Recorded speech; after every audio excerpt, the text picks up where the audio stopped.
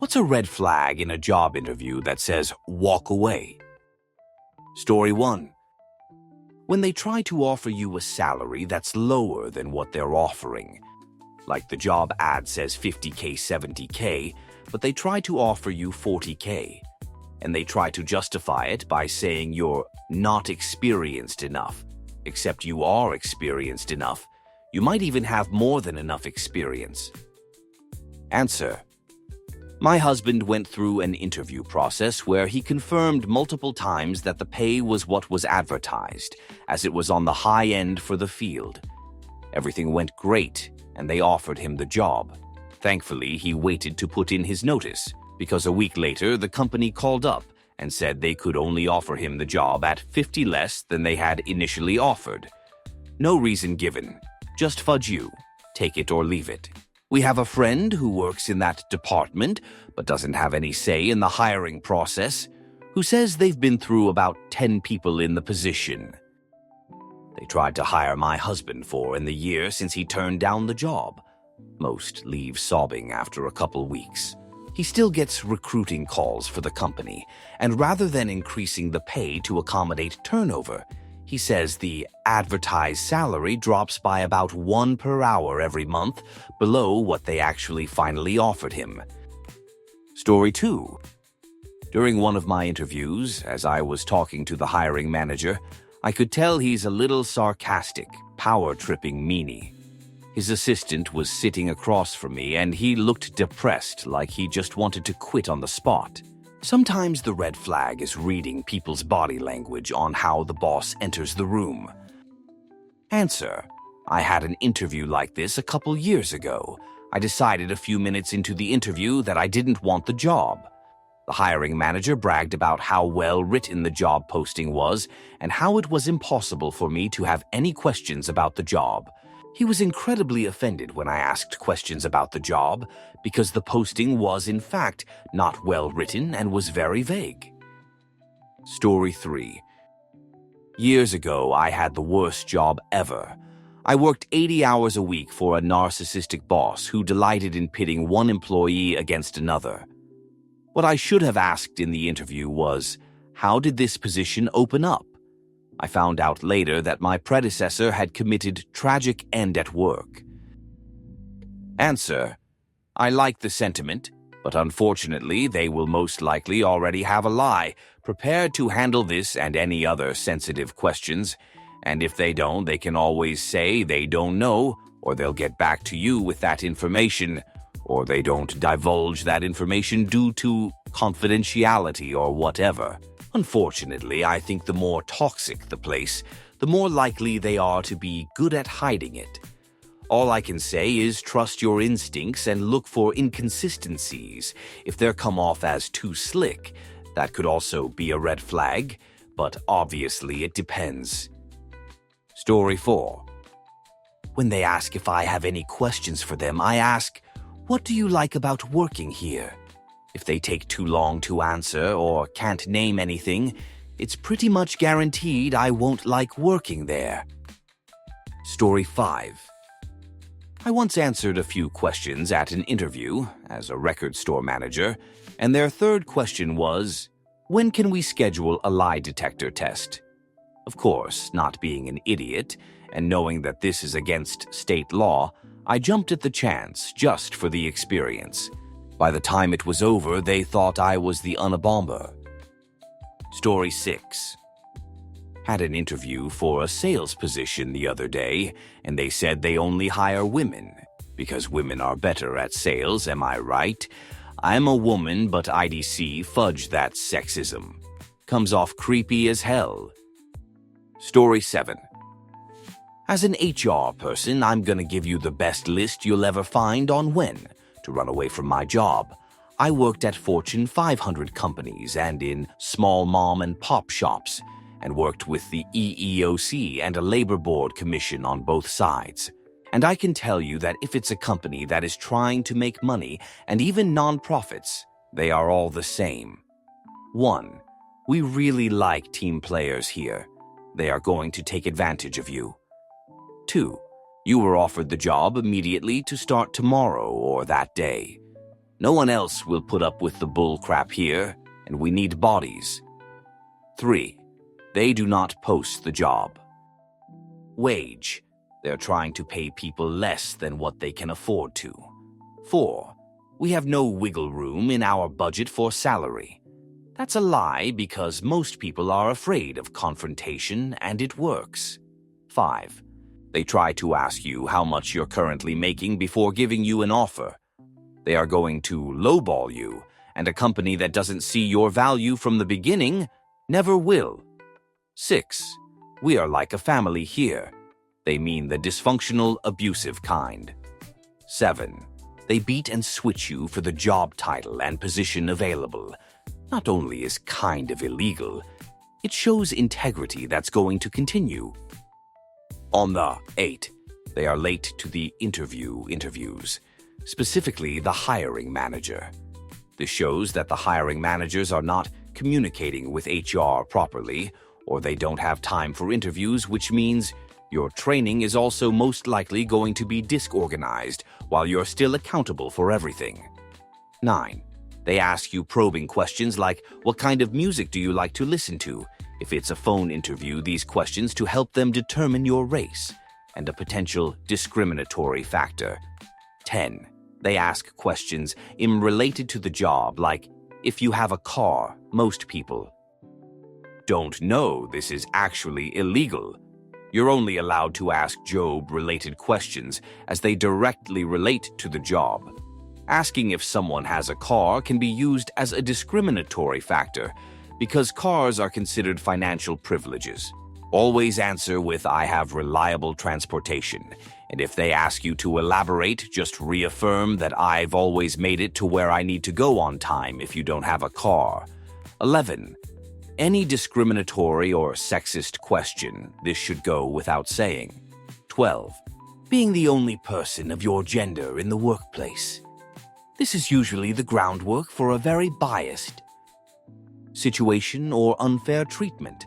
And the worst part is that a lot of times when there are issues, you get silenced because it turns into a boys' or girls' club where outsiders are not believed. We're taken seriously. I've worked in both fields, and both men and women do it when they have a position of authority and power in the workplace. 13. They start to ask you your availability outside of normal working hours that was not mentioned on the job description. They're trying to gauge your ability to work for free or overtime. 14. They pushed back when you tried to negotiate your pay and even potentially pull the offer. If this happens, you 100 dodged the bullet. People that are not desperate for people don't get offended with negotiating a salary or benefits. 15. If the person giving the interview or the people around the building or in the building looked depressed or looked like they're uninterested, this is an indicator of what you will look like. I know what your life will be like working there.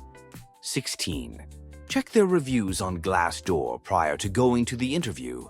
Most of them are negative for every company, because most people only leave a review when they're angry, but it gives you an idea of what to potentially ask about in the interview.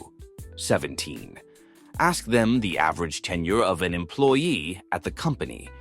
Description idea of how long the average employee stays there, because people usually don't quit bad jobs. They quit bad management. 18. Ask about promotion opportunities from within the company versus outside hires. If they always hire management from outside the company, just be aware that you're probably going to never promote and will most likely need to find a new job if that's your desire. 19. Ask them what their favorite part about working at this job is. If their direct response to this is PTO or a benefit, and not an aspect of the environment or the job itself, it's a form of escapism, and it's probably not a good sign. 20. Anything more than 2 interviews, unless you're interviewing for a position that makes 6 figures, they're just wasting your time. And most likely there is a different candidate that they're delaying for. 21. Ask how many internal employees are applying for this position. It gives you an idea of internal promotion, as well as how desirable the position is, as well as the likelihood of you getting the position. 22. Any type of buzzwords like synergy or vibe. Just know you're going to be done with a lot of high school bull crap. 23. The personality and respect given by the people interviewing you. If they are narcissistic or pompous or anything of that nature, don't even bother, because that's most likely going to be your manager and you're going to dislike your job. 24. We work hard and we play hard. You were going to be worked like a dog and then forced to go to a company gathering that no one but the managers wanted to go to, where you'll be forced to play games. 25. We're getting it on the ground floor. We're a startup or anything that sounds like they've just taken on a huge amount of business, unlike what they're used to. You are about to be met with the most unorganized and chaotic environment that will not pay for even the therapy, let alone the value you bring to the team or the stress of the situation. 26. I think education is more valuable than experience, even decades of it, or they're unwilling to change with the time frame. This is not always a bad thing, but if you go to a place that's still using paper for everything and it's not a government job, 9 times out of 10 they just never wanted to. Update technology, which means they're also going to be using old practices and habits that no longer work. Edit. Thanks for all of the responses. This is my eyes-rated comment so far. I'm gonna make some post on my profile which will go into more details on these and a few other issues later today. Answer. I was asked what salary I expected. I told them my number and they responded with, "We've never paid that much for this position." To which I replied, "It's what this position is worth." And, "This could be why you've had to adjust the department around the personalities. And frankly, no offense, but just because you've never paid this much isn't my problem. It's what I'm worth." Well, have to see and get back to you. They met my request, and I enjoyed that job for most of the next 10 years. Story 8. One time, I asked how much I'd be getting paid per hour, and the interviewer told me that they prefer applicants who don't want to only come to work for the money. So that... Story 9. I arrived early for an interview, and the secretary screamed, "You're late," upon seeing me when I was actually early. Guess the other person bailed. Just shows you how you'll be treated going forward. Story 10. We're like a family. They badmouth one of their current employees to you. They say you have to buy anything from them or bring your own supplies, but you'll be reimbursed. They make you do any work for free as part of the interview process. They get weird about any clarifying questions you have. The interviewer does not speak the same language as you. They make any comments about your age or appearance. Story 11. I interviewed for a 6-figure job and they wanted me to commit to a 5-year contract while being paid 30 less than the average market rate. They said if I left before the end of the 5 years it was a $50,000 penalty and I couldn't work at a competing business within 30 miles. I wanted to negotiate around what they were offering and at least write in guaranteed annual 6 raises to outpace inflation, but they wouldn't even budge on that. So you want me to make you millions of fudge dollars while you sit on your greedy jerk, and in exchange gracefully pay me super shoot base, guarantee no. Raises and keep me hostage in your business?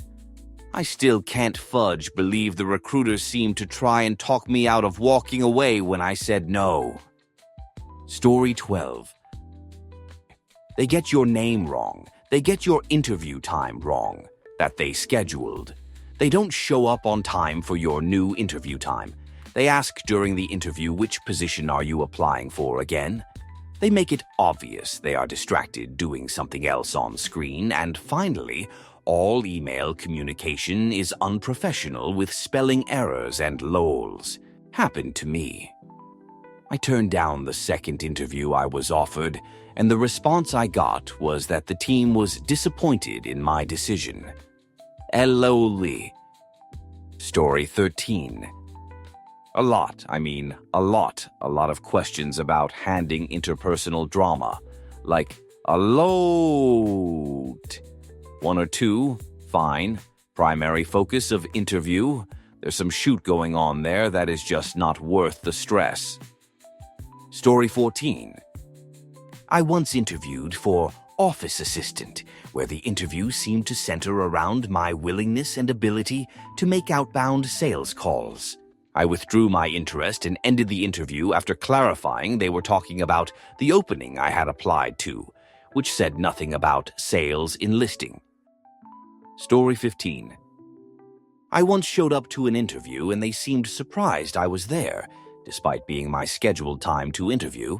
It then took them an hour to track down the person who was supposed to interview me, and the secretary kept apologizing about how bad the office smelled because something crawled into the ceiling and died and they haven't got it removed yet.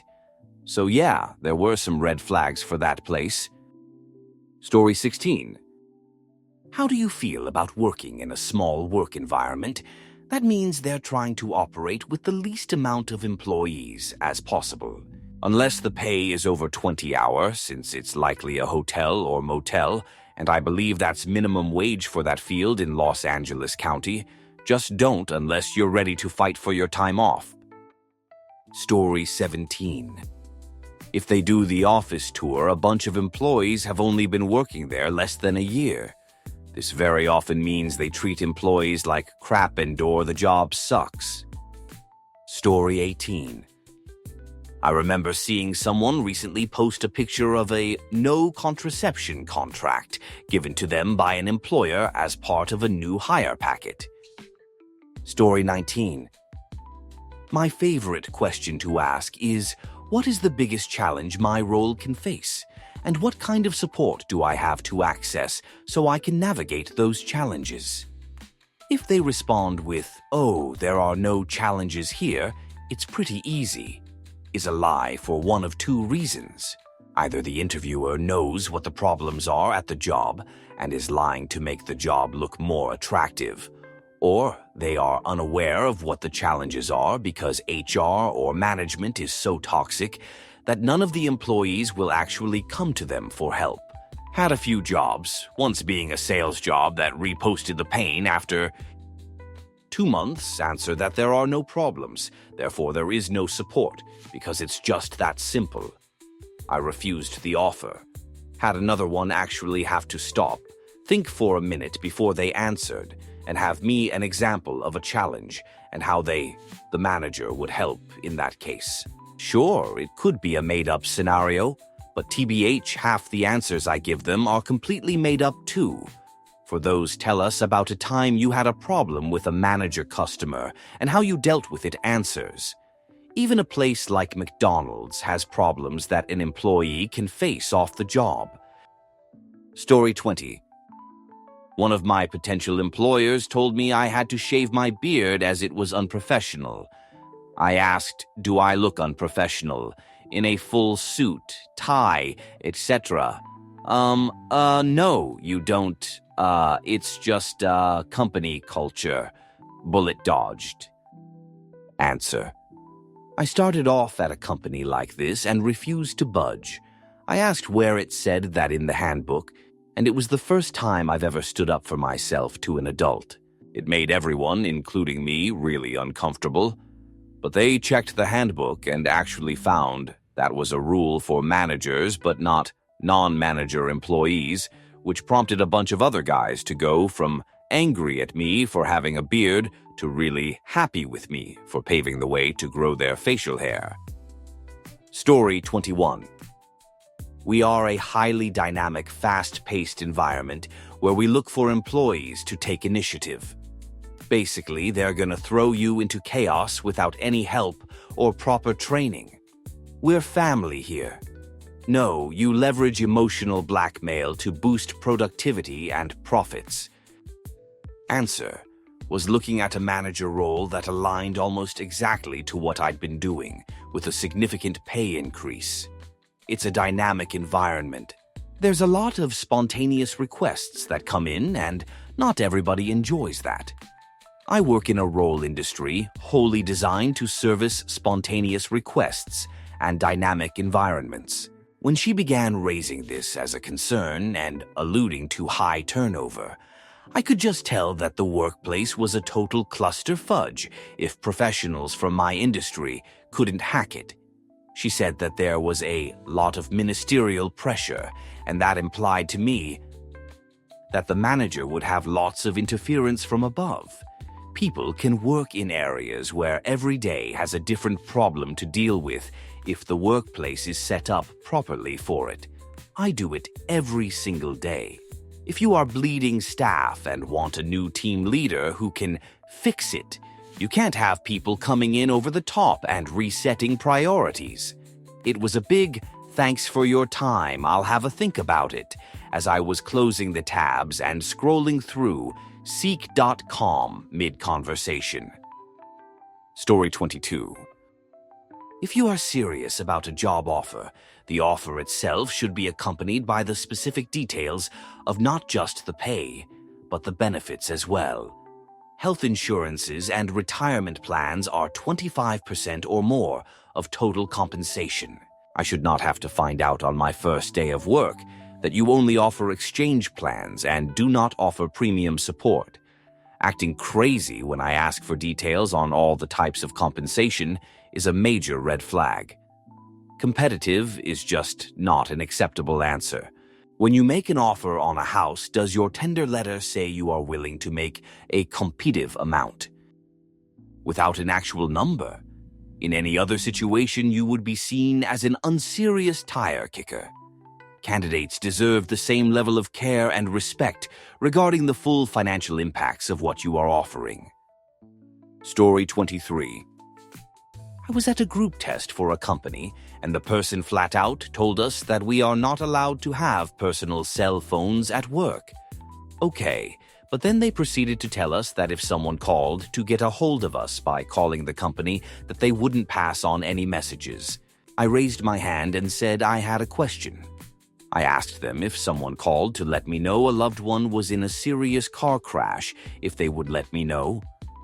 He looked at me and said, "No, because I was there to work, nothing else."